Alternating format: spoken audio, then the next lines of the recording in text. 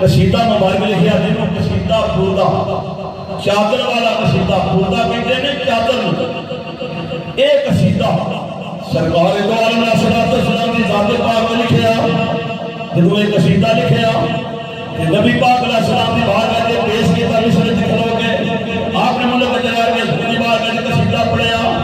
یہ جا کے شیر ہے والحبیب الراضی ترجا شافا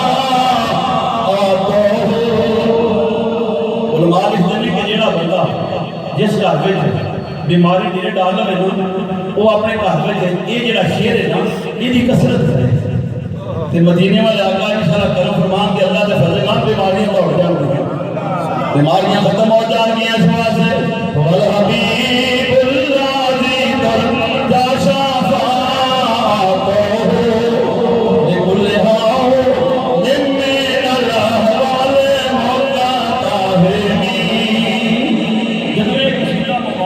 بارگاہ پیش کیتا قصیدہ لکھ کے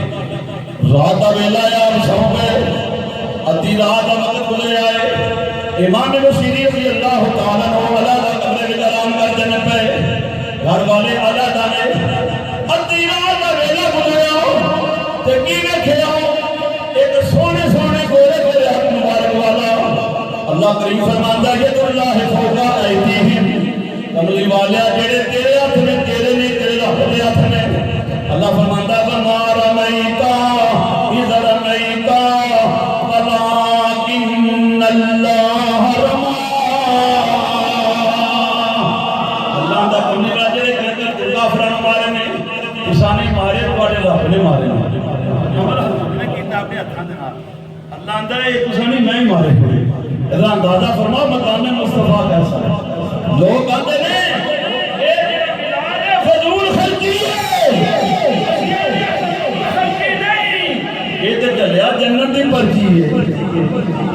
یہ تو جنت دی پرچی ہے اس واسطے میرے بزرگ دوستو نبی کریم صلی اللہ علیہ وسلم کی ذات پاک دے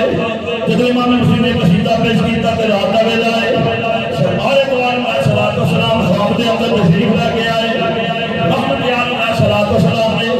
اپنے گورے گورے یہ اللہ والے پیارے پیارے سونے سونے ہاتھ مبارک امام مسلم کے عذاب دے پھیرے جسم دے پھیرے